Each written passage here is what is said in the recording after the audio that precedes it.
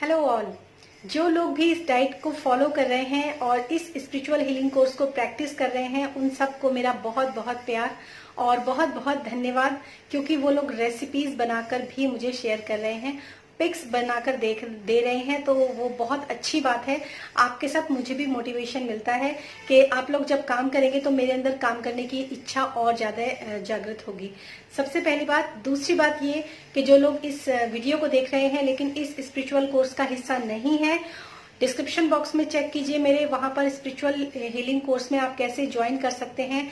वहां पर आपको इन्फॉर्मेशन मिलेगी, फोन नंबर मिलेगा, आप डायरेक्ट कॉल करके अपने लिए एक स्पिरिचुअल कोर्स जिसके अंदर मैं एज अ डाइट एक्सपर्ट हूं, वहां पर आप उस स्पिरिचुअल हीलिंग कोर्स को ज्वाइन कर सकते हैं। वहां से आप कांटेक्ट कर सकते हैं, तो आपको पूरी इन्फॉर्मेशन वहां से प्रोवाइड की जाएगी। अब बात करती हूँ मैं उन लोगों के बारे में जो लोग इस स्पिरिचुअल हीलिंग कोर्स के दौरान मेरी जो भेजी हुई डाइट्स हैं उनके वीडियोस, छोटे छोटे वीडियोस बनाकर सेंड कर रहे हैं। Thank you so much all, आप लोगों के एफर्ट्स के लिए। और मैं प्रे करूंगी कि आने वाले समय में एक बहुत सक्सेसफुल रेसिपी वाले आप यूट्यूबर बने, जिसमें आप न सिर्फ हेल्थ से रिलेटेड बल्कि टेस्टी और भी ज्यादा हेल्दी रेसिपीज को आप बनाएं और अपना एक यूट्यूब चैनल रन करें। क्योंकि मैं यहाँ पर देख पाती हूँ कि जो लोग इतने एफर्ट्स के साथ मुझे वीडियो बनाकर भेज रहे हैं, तो वो लोग अंदर से कितने ज्यादा मोटिवेटेड होंगे। एक्चुअली कहीं ना कहीं उनके अंदर ये एक चीज होगी कि हम भी इस तरह के वीडियोस बनाएं और शेयर करें। तो आप लोग भी अपने वीडियोस जो हैं अपने लिए यूट्यूब चैनल बनाएंगे आगे जाके, I am sure, very sure, और कुछ ना कुछ ऐसा आप जरूर करेंगे।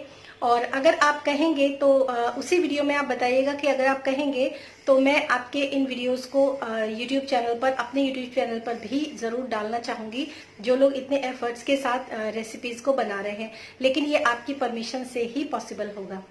और दूसरी बात, जिन्होंने सत्तू की रेसिपी बनाई थी, बहुत टेस्टी, मतलब बहुत अच्छी, मुझे बहुत खुशी, एक्चुअली मुझे बहुत खुशी हुई।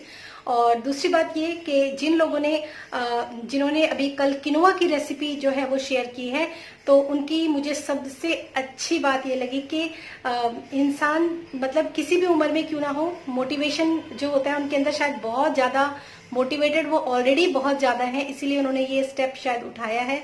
और सबसे अच्छी बात मैं आपको बताती हूँ कि अगर आप उस वीडियो को दोबारा से देखेंगे तो मुझे जो सबसे अच्छी बात लगी वो ये थी कि उन्होंने सॉल्ट को कांच की बोतल के अंदर रखा। ये बहुत इंपॉर्टेंट है। हम लोग सॉल्ट को अक्सर प्लास्टिक के डिब्बे में रखते हैं, लेकिन सॉल्ट को हमेशा कांच के डिब्बे में रखना चाहिए, शीशी के अंदर रखना चाहिए। बॉटल आती है, जार्स आते हैं आजकल कांच के, या फिर जो सिरेमिक होता है उसके अंदर रखना चाहिए। बहुत अच्छा, और मुझे बहुत खुशी हुई आपका वीडियो देख के। लेकिन आज हम बात करेंगे, और दूसरी बात मैं ये भी बता दूं आपको, हालांकि मेरे वीडियोस जो हैं वो आप लोगों को इस स्पिरिचुअल हीलिंग कोर्स के दौरान मिलते रहेंगे, लेकिन फिर भी अगर आप इस चैनल को भी सब्सक्राइब कर लेंगे तो जो वीडियोस नहीं भी मिलेंगे तो वो भी आपको डे टू डे इस चैनल के ऊपर आपको बहुत सारी इन्फॉर्मेशन जो है वो डालूंगी, तो वो आपको प्रोवाइड होती रहेंगी। और बेल आइकन को जरूर हिट कर दीजिएगा। तो चलिए शुरू करते हैं आज का वीडियो। हेयर फॉल कई तरीके से होता है, जैसे कि अगर आपके अंदर माल न्यूट्रिशन है, यानी कि न्यूट्रिशन की डिफिशियंसी है अगर आपके अंदर प्रोटीन जो है वो, क्योंकि हमारे बालों को प्रोटीन की बहुत ज्यादा जरूरत होती है, वो नहीं है। अगर आपको थायराइड का इश्यू है, अगर आपको ऑटो इम्यून है, अगर आप जैसे थायराइड में मैंने अक्सर बोला है कि थायराइड के जब इश्यू होते हैं तो हमारी जो स्किन होती है वो ड्राई हो जाती है, हमारे स्किन के टिश्यू, हमारे स्कैल्प, ये सब चीजें ड्राई हो जाती है, तो उसकी वजह से भी हमारा जो हेयर फॉल है वो काफी हद तक हो जाता है, लोगों के बार्डनेस वगैरह आ जाती है। लेकिन आज जो टॉपिक मैं आप लोगों के साथ डिस्कस करूंगी वो बहुत इंपॉर्टेंट है, और उस टॉपिक का नाम है डीएचटी। क्या होता है ये डीएचटी और इसको कैसे ट्रीट किया जाता है, एक्चुअली ये सारा क्या प्रोसीजर है, वो इस वीडियो में हम शेयर करेंगे। हम में से बहुत लोग जानते हैं कि ये एक्चुअली कुछ लोग जानते हैं, कुछ नहीं भी जानते, ये एक हार्मोनल प्रॉब्लम होती है। जैसे टेस्टोस्टेरोन होते हैं जो कि मेल सेक्स हार्मोन होते हैं, तो उन हार्मोन्स को कभी जो हमारे जो टेस्टोस्टेरोन हार्मोन होते हैं वो डीएचटी में कन्वर्ट होते हैं, और ये सभी के अंदर होते हैं। और ये डीएचटी का लेवल जो होता है, जिन लोगों को मेनोपॉज हो चुका है उनका अलग होता है, अगर आप ब्लड टेस्ट कराते हैं इसका तो, और जिन लोगों को मेनोपॉज हिट नहीं हुआ है उनका लेवल अलग होता है। और मेल्स के अंदर जो टेस्टोस्टेरोन का लेवल होता है वो थोड़ा ज्यादा होता है। तो सबके अलग अलग लेवल्स होते हैं। जब आप ब्लड टेस्ट कराते हैं, सीरम कराते हैं, तो हालांकि ये टेस्ट मैं कभी नहीं कहूंगी कि आपको रिकमेंड नहीं करूंगी कि आप ये टेस्ट करवाएं, क्योंकि ये टेस्ट काफी महंगा होता है। तो लेकिन समस्या के अकॉर्डिंग आप ये भी जान सकेंगे कि आपको एक्चुअली प्रॉब्लम है क्या। और इस पूरे वीक में आपके साथ हेयर लॉस के बारे में ही 3-4 वीडियोस जो है वो लेकर आऊंगी, ताकि आप इसकी समस्या को अपने अकॉर्डिंग समझ सके कि आपको समस्या एक्चुअली है क्या। तो टेस्टोस्टेरोन हार्मोन जो होता है वो डीएचटी में कन्वर्ट होता है और ये सबके अंदर कन्वर्ट होता है। अगर आपके ये रेंज के अंदर होता है, जैसे आप पैथोलॉजी लैब में जाके टेस्ट करवाते हैं, उसके आप रेंज जो होता है सबके लिए मैंने जैसे बोला अलग अलग होता है, उसको चेक कीजिए कि अगर वो आपके अकॉर्डिंग रेंज के अंदर है तो ठीक है, लेकिन अगर ये रेंज के बाहर जा रहा है तो ये आपको हेयर फॉल दे सकता है। और उसका रीजन ये होता है कि जो आपकी स्कैल्प होती है उस स्कैल्प के ऊपर ये जमा होने लगता है, जड़ के जो ऊपर होता है ना वहां जमा होने लगता है, और न्यूट्रिशन को जहां से एब्जॉर्ब करना चाहिए वहां से उस रास्ते को ये ब्लॉक कर देता है। लेकिन बिना टेस्ट करवाए आपको पता कैसे चलेगा, ये मैं आपको बताऊंगी, और इसका बहुत अच्छा सोल्यूशन जो है वो भी मैं आपको बताऊंगी। इसमें होता क्या है, आपका जो आगे का जो क्राउन एरिया हमारा होता है, जिनका डीएचटी अक्सर बढ़ जाता है उनका जो क्राउन एरिया होता है वो पीछे जाने लगता है, यानी कि आगे की साइड से जो बाल होते हैं वो कम होना शुरू हो जाते हैं। और अगर आप अपने आगे का एक बाल मेजर करते हैं और एक यहाँ पीछे से कोई भी बाल आप मेजर करते हैं, दोनों बालों की अगर आप थिकनेस को थोड़ा सा ऑब्जर्व कर सकते हैं तो देखिएगा कि अगर आपके आगे के बाल फ्रीज जैसे होने लगे हैं, रूखे होने लगे हैं, पतले होने लगे हैं, और उनका जो टेक्सचर है वो इतना हेल्दी नहीं है जितना कि आपके पीछे के बालों का टेक्सचर है, ये एक बहुत बढ़िया सिम्टम है, बहुत बढ़िया एक तरीका है जानने का घर में कि आपको डीएचटी का लेवल आपका हाई तो नहीं है।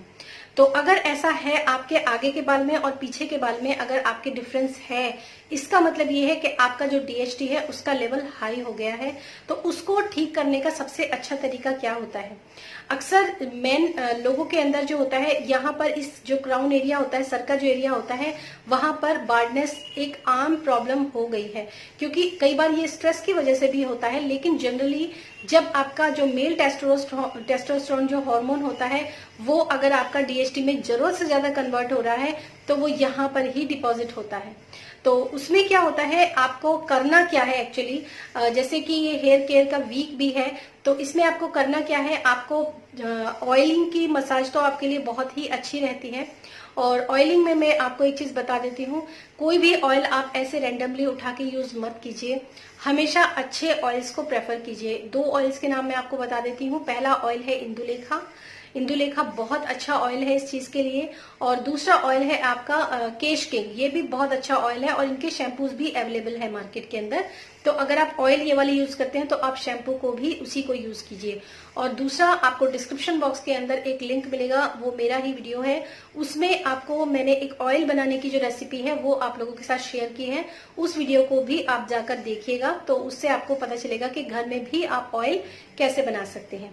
ये तो है जनरल इन्फॉर्मेशन, लेकिन अभी आपको करना क्या है इस प्रॉब्लम से बाहर निकलने के लिए, क्योंकि यहाँ पर डीएचटी का लेवल जो ज्यादा बढ़ जाता है, यहाँ जम जाता है, तो ये ब्लड सर्कुलेशन को भी ब्लॉक करता है। और जब ब्लड सर्कुलेशन ब्लॉक हो जाता है तो हमारे जो बाल होते हैं, वो जो स्कैल्प पे होते हैं, वो वहां जड़ से ही टूट जाते हैं।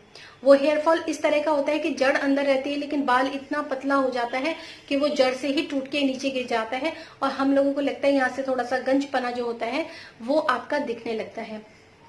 ट्रस्ट में ये प्रॉब्लम मैंने भी फेस की है।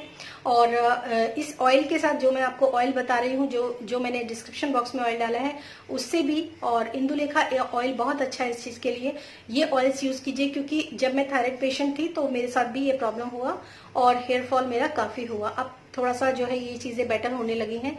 तो आपको करना क्या है, पहले आपको ऑयल लगा लेना है, उसके बाद आपको एक चेयर पर बैठना है और चेयर पर बैठकर अपने सारे बालों को नीचे की तरफ कर देना है, आपको आगे की तरफ झुक जाना है।